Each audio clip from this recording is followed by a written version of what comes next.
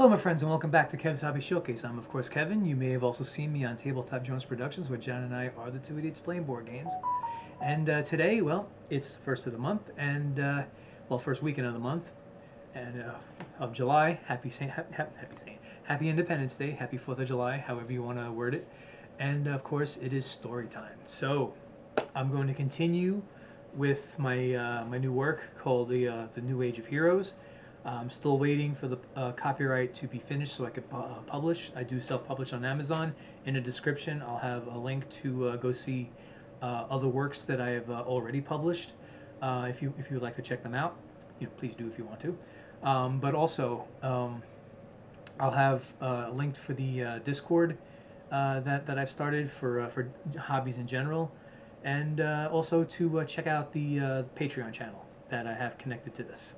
Alright, but anyway, on to what we're doing today.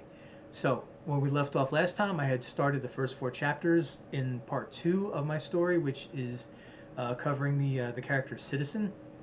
And we basically covered how he began his career as a citizen, how he basically decided that he was going to take it upon himself to help out people that were being harassed by teen gangs, basically neighbors of his, and how he slowly but surely started to figure out how best to help them, especially how best to punish those who are attacking who are attacking people, by recording them with body cams so that they couldn't be just dismissed on technicalities, that they would actually have hard proof.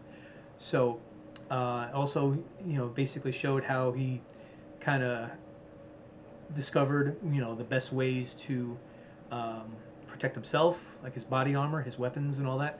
And so now we're going to continue on with Citizen and see how this turns out. So, these next 4 chapters are about Citizen. I know I keep saying his name, and yes, I know I probably could have come up with a better name for him, but that's what I chose. But I do choose to make fun of it even in my work. Alright, so. Okay. Chapter 13. Companion. Over the next few weeks, Adam kept running through the situation in his mind. The teens are being run by the mob. This is all part of a land grab scheme. The mob, the mafia, is involved. I might be in over my head, but I can't quit now. Adam doesn't stop his nightly activities, but he is distracted by these thoughts. Distracted so much that he doesn't notice he's being followed. As he is fighting the teens and protecting his fellow citizens, he doesn't see the slender figure watching him from a distance. He is in fact being watched by a woman dressed very similar to himself. She has observed his activities, paying close attention to how he conducts himself, studying how he fights and defends himself, paying close attention to who he is defending. She has been fascinated by the news stories of Citizen, so much that she had ideas of her own to go out and protect those who couldn't protect themselves. She wanted to see firsthand what a citizen did and hopefully do it herself as well. So she went out totally dressed in black to blend into the night and sought out Citizen. She noticed he usually was in the same general area, so she started her search there. It didn't take long to find trouble with the gang of teens that Citizen usually fought against. It didn't take much longer after that for Citizen to arrive. That first night, she looked on in utter amazement. It's just him. No special technology, no special abilities. Just him and his fighting skills. He looks older than me. Not sure by how much, but he is definitely in his 40s. His weapons, his armor. I could find all of this easily shopping on the internet. So she did. She ordered her own body armor and, like Citizen, loved the next day shipping. She ordered her own blunt weapons, but she added a taser to her arsenal. Can't be too careful when you want someone bigger than you down for the count. To that point, she realized that there was a definite tendency for these teens to be bigger than her. She was 5'3" and about 120 pounds, but that didn't worry her too much because of her natural fighting ability. She had the advantage of being a trained kickboxer, but she never turned pro. She didn't want that life. She was always hopeful of having a nice quiet life, but like Citizen, it just never worked out. So instead, her skills were going to be used to help people. So now, the one thing she wanted to do was to introduce herself to Citizen and convince him she wanted to help him with what he'd been doing. She just didn't know how to do it without raising suspicion. Then one night, the opportunity presented itself. Citizen was helping another family under attack from the teen gang. It was 5 against 1, and he was holding his own against them. She found it amazing that he could fight this many teens and not be immediately overwhelmed. But tonight, despite his abilities, she could see he was a bit off. One of the teens pulled out a knife and was about to stab Citizen in the back, and he didn't see it. Now was the time for her to strike. She jumped down from her hiding spot and struck the teen with a kick, knocking him down. One of the other teens took notice and rushed her, trying to knock her down. She deflected the blows easily. She and Citizen wound up back-to-back fighting the teens. One by one, they knocked out the teens as they pressed their attack on the duo. The last one was the biggest, and she finally got to try her taser. A few seconds of contact was all it took for him to fall incapacitated. "Oh, good, it works," she said. "Hey, I appreciate the assist, but I have to ask, who the hell are you?" Crap, I never thought of a name, she thought. Better think of one quick. Her mind racing to give him an answer. She said the first thing that came to mind. "Companion. You can call me Companion." "Companion? Okay, what are you doing here? I thought I was the only one who cared about these people." "No, you're not. I have been following you in the news and have been inspired. I want to show you what you are doing. I want to do what you are doing. I want to help you. I know you don't know me, but I want the opportunity to prove myself to you. I can be an asset if you just saw." "Yes, I agree, and the truth is I can use the help. I hear sirens, so it's time to go. Meet me tomorrow. There is a building a few blocks west of here. Meet me on the roof of that building and we'll talk more. I know the building you talk about. I'll see you there tomorrow night." "What time?" "Dusk. At dusk." With that, Citizen handed the family his memory card and fled into the night. Companion now had a date with destiny. At least that's how it felt. She started to make her way home, but found it hard to contain her excitement. "Yes, I managed to help him, and now I just might convince him in time to be his partner. It's going to be great. I admit I could have picked a better name than Companion, but it seemed appropriate. Who knows, maybe we'll grow close and it'll be safe to tell him my name is Shelia Dunham, and show him I can be more than a partner in the fight, that I can be a true companion in his life and hopefully find out who he really is. Damn, he looks good in that body armor." When they met the next evening, it was awkward at first. Both Citizen and Companion weren't sure what to say to each other, but after a few minutes of silence, Citizen started. "So, you want to be my partner?" "Yes, I do. I feel I can do a lot of good."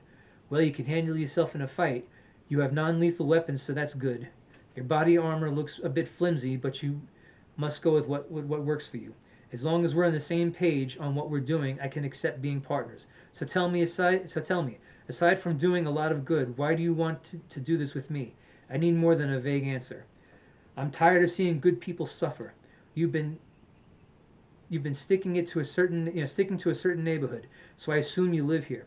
Well, I live in this neighborhood too. I see my neighbors suffer every day at the hands of these thugs, these gangs. I want it to stop." Citizen looked at this woman, who seemed to feel the same about what's going on just like he does. Instead of seeing a random stranger, he now sees a kindred spirit, someone he can grow to trust with his life. "Okay, you're in. We start tonight." Chapter 14. Tragedy. Citizen and Companion became a very efficient team in the weeks after they met and fought the teen gangs together.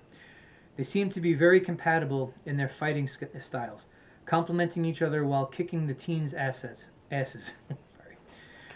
Going blow for blow with them while never stumbling on each other or accidentally striking each other. They naturally flowed together, and Adam started to notice how good a partner she was becoming.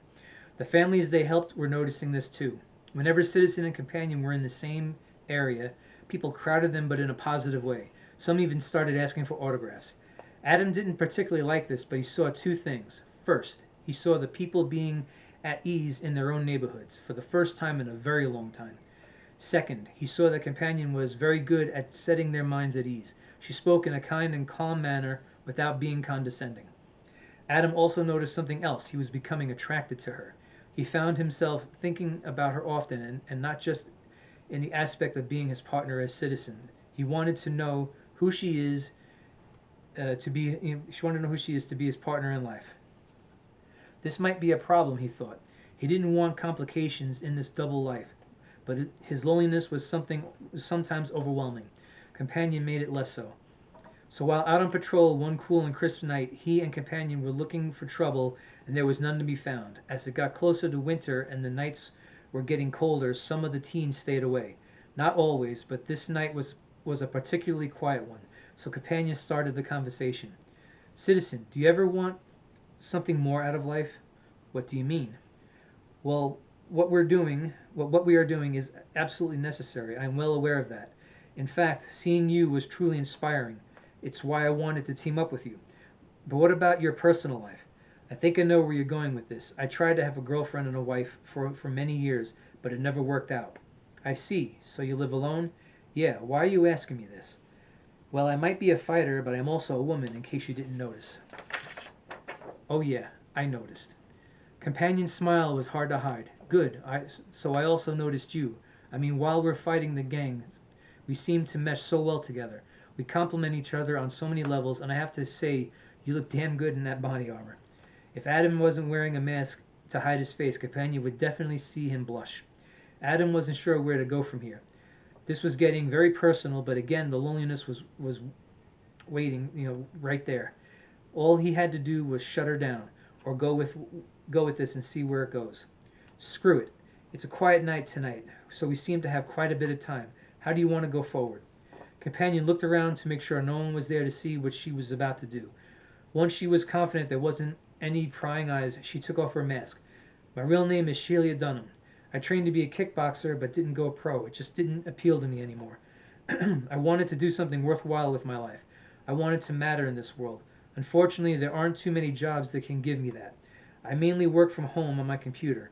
That's where I saw you for the first time. Someone posted a video of you. It wasn't very good, but it clearly showed you fighting a handful of those punks. I knew I had to partner up with you. While we've been doing this together, I started to develop feelings for you. It wasn't my intention to do this. I hope it's okay. It's okay if you don't feel the same way. I still want to be companion to your citizen. Adam was stunned and conflicted. He looked at this woman in front of him, really looked. He looked at her smaller frame that carried so much strength. He looked at her face, one of the most beautiful he had ever seen. Blonde hair, blue eyes, and soft features that held a fierce intensity. Two voices in his head were debating both pro and con on how to respond. He finally threw caution to the wind and took off his mask. My name is Adam Tripp. I work in construction and do all this after working my shift. That's why some nights I tell you I won't go out. I just need to catch up on sleep to refresh myself. I started doing this when I saw someone I considered a friend being threatened by those teens. I had to give up on love and relationships, which was part of the reason I became citizen.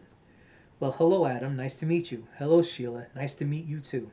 Adam and Sheila were about to embrace when they heard a loud noise coming from behind them. It was a group of teens climbing up to the roof they were on by the fire escape. Mask on, companion. We got company. We'll continue this later. You better believe we will. So what they both didn't know was that this time the teens were armed with firearms. Shit, we've never had this happen before. The mob must have armed these kids. Run. But before they could have scattered, teens opened fire.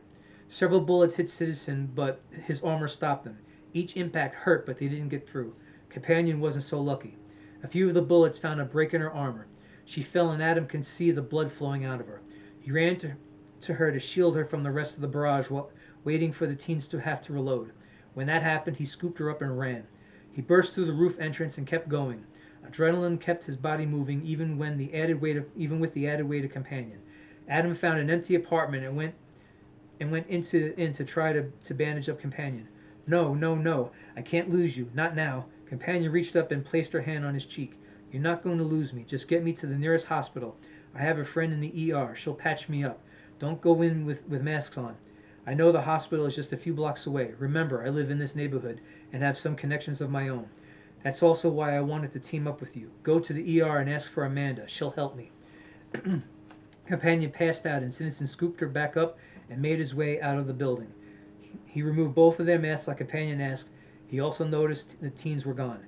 They must think they finished us off. Adam ran as fast as he could while carrying Sheila. Adrenaline kept him moving through the streets. He made it to the hospital and followed Sheila's instructions to the letter. Is Amanda here? This is her friend Sheila. Yes, I'm Amanda. Calm down and get into the examining room now. Adam complied and noticed Amanda looking around to make sure no one else followed them in. Amanda then locked the door and approached Sheila lying on the gurney. Amanda began to examine Sheila. Okay, no vital areas compromised. She'll be fine. I just have to stop the bleeding and stitch her up. Did you bandage her? Adam just nodded. His nerves were shot and he couldn't speak. Well, you did a good job. The bleeding has mostly stopped. Give me room and I'll patch her up. Thank you, was all Adam could manage to say. While he was watching Sheila being tended to, he couldn't help but think, we can't be doing this. She was almost killed. We're going to have to have a talk, and it won't be a pleasant one. Chapter 15. The Mission. It had been a week since Sheila had been hurt, and Adam was visiting her every day. In fact, there was hardly a moment when he wasn't there. Adam felt responsible for her current condition. He felt that if it wasn't for him and his actions, Sheila would be fine and unharmed. As Adam looked at Sheila, his heart broke. In a short time, he had developed strong feelings for her, feelings he thought were long dead. Yes, she was shot a number of times, but they were all flesh wounds at worst. Yes, she needed to be carried to the hospital, but it was mostly because she was in shock. Yes, the bullets pierced the body armor she was wearing, but even Sheila had to admit the body armor she wore wasn't very good and was mostly for aesthetics. She had to convince him that the mission would go on for both of them. She remembered how he looked the last time she was here with her. He looked like he was hurting terribly, so the next time he visited, she sat him down for a talk. Adam, you need to know I'm fine, but you could have died. Okay, hold on there. Was I shot? Yes. Multiple times? Yes, but not as many times as you're thinking. Is it your fault? Most definitely no. Look, honey, I'm a grown woman who makes her own decisions. I decided to go out as companion to fight these teen gangs like you did. I decided on what I would wear. I based it on the fact at the time that these teens weren't using guns. So I went with a cheaper option for body armor that showed off my figure. Not the best decision, I'll admit, but one I made. Now I know better. Now I'm feeling better, and while you were out earlier, I ordered a better set of armor, even better than what I already had. So tomorrow night we're going out. Tomorrow night? But you were hurt. Yes, but not as bad as you thought. But you don't understand. I'm afraid to lose you now. I never thought I would feel this way about someone. Never thought I would have someone who wanted to be in my life. How do I move forward now? Sheila could see how Adam was struggling with this. She knew she needed to reassure him somehow. We both moved forward together. We know more about each other than anyone else does. We've chosen to confide in each other. We are bonded in ways other people can never be. There's just one thing we still have to do because we were rudely interrupted. Adam was starting to see what Sheila was trying to tell her. She was trying to tell him, and she could see it. Adam started to come to grips with the situation between them. He saw that Sheila was committed to him as well as the mission, just like Adam was committed to her and the mission.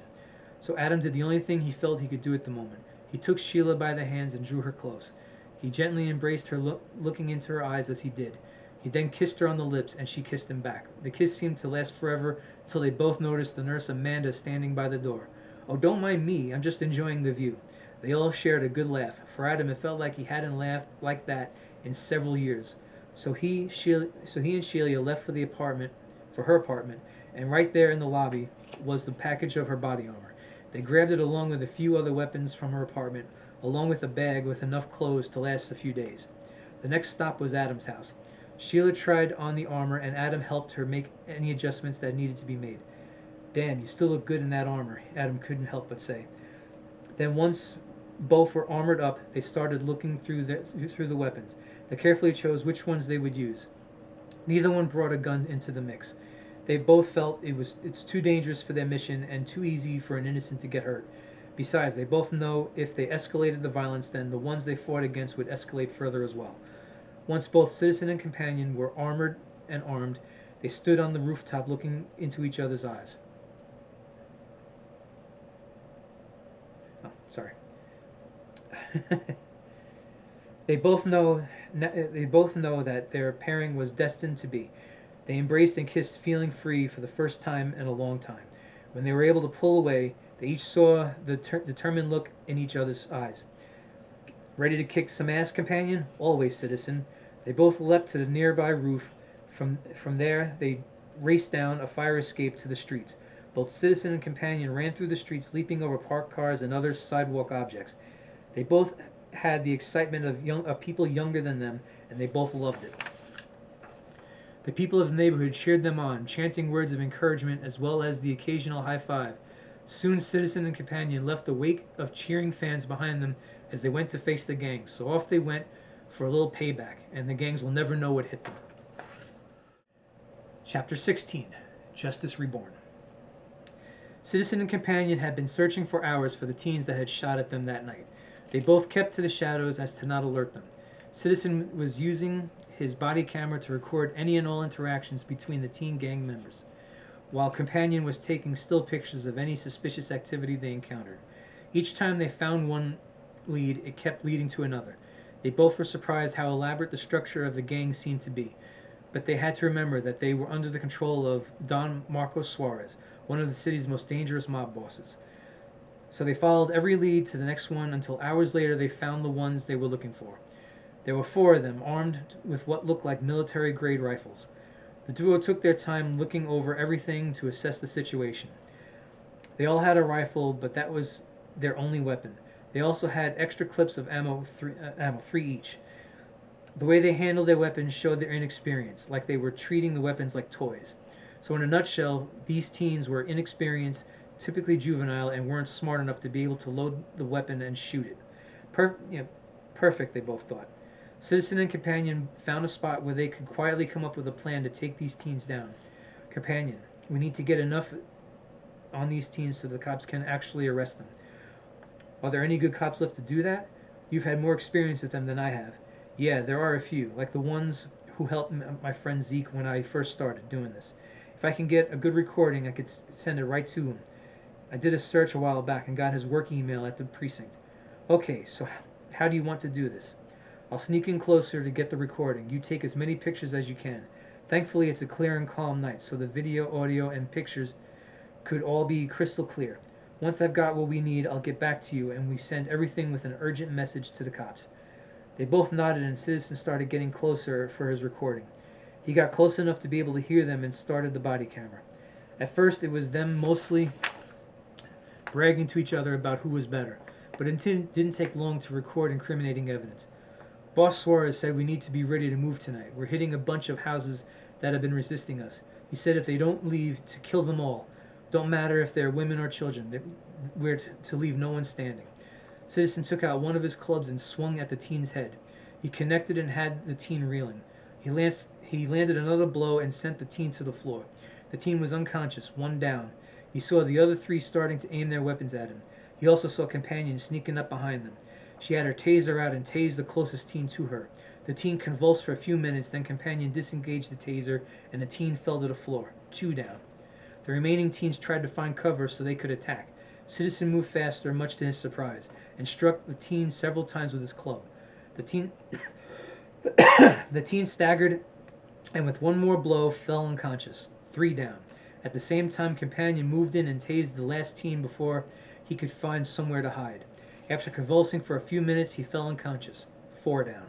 With all 4 of the teens down and out, Citizen and companion quickly disarmed them and bound them up for the police to find. They both usually would leave before the police arrived, but this time they stayed. They wanted to see the cop they sent the evidence to would be the one to show up. To their relief, he was. Officer Jake Thompson arrived with a small task force. After observing the police for a few minutes, Citizen and companion did what they thought they would never do. They trusted this cop and introduced themselves. So it's you two I have to thank for this, then. Yes, I'm Citizen, and this is my partner companion. Nice names. Couldn't think of anything else? Hey, names are hard. Will the recordings be enough to make an arrest stick? I believe so. The lawyer may argue on the origin of the recordings, but we have our own experts that can at least prove they're authentic. Good. So we actually helped. Yes, companion. This was good work. Thank you.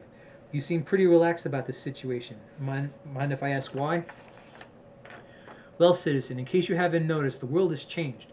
We have cyborgs running around, an apparent ex-cop gunning down criminals, an escaped robot running amok, and a rumor of rogue scientists experimenting on themselves. All here in New York. You should see the reports that made it to my desk. So a pair of ordinary people arming themselves with weapons that aren't guns and going around helping people feels like the most normal thing in my life right now. All 3 of them couldn't help but laugh. For all 3 of them, it felt like the first time in a long time a laugh was shared. Well, we're going to keep helping. We'll send something so you can contact us if you need to. With that, Citizen and companion left, and Officer Thompson couldn't help but feel good about this. Finally, some help, he thought. Citizen and companion arrived at Adam's house. They both, once inside, removed their armor and started to relax a bit. They noticed they couldn't help They couldn't stop staring at each other and enjoyed that. It didn't take long for them to embrace and start kissing. With what they began to have, with what with that they began to have an evening doing what lovers do. Okay, so that is the end of part 2, which is Citizen, well in this case Citizen and Companion for the New Age of Heroes. I do apologize for the coughing. My throat got really dry. Excuse me, not sure why. And I know there was one part where I was staring pretty much at the camera, not saying anything. I do apologize for that. I basically wasn't sure if I hit record. I wanted to make sure, and without making too much of an ass of myself. So anyway, at this time that I'm making this video, not only is it the 4th of July, but I'm also working on Volume 2 of the New Age of Heroes, which ironically I am in the middle of the next part for Citizen and Companion. So kind of interesting timing, hey? Well, anyway, I do hope you enjoyed this, and any constructive criticism that you may have, please put it in the comments. And because I do welcome constructive criticism. It's how I make my writing better. Also, please like, subscribe, and share this video as much as possible. Also, please go to Tabletop Jones Productions and do the same there. Here on the showcase, I have 81 subscribers. I want to make it to 100, and when I get to 100, I'm gonna do a special kind of video, one that I've never done before, but I'm kind of working on how to do it as we speak. At Tabletop Jones, we're at 32 subscribers. We'd like to make it to 50 so we could live stream games. We don't know how to do that yet, but we want to learn. As I've said before, in a Discord, I'm sorry, not in a Discord. In the description will be the link. Sorry, for the Discord, for my general hobby Discord. There's also be a link for my Patreon, so please check that out. I do have some exclusive content there, and also. I will have an email address if you want to contact me. I will say it right now. I am not in the habit of checking it very often, but I am trying to change that about myself. And just know that things here are actually going to be changing soon. I'll get more into that when things actually start happening. But the videos will continue, just so you know. So for any of you out there, subscribers, fans, however you want to call yourselves, the videos will continue, but the scenery might change. All right. Well, anyway, thank you very much. Thank you for watching. Hope you had a great day. Have a great 4th of July, and take care of yourselves, and I will see you out there.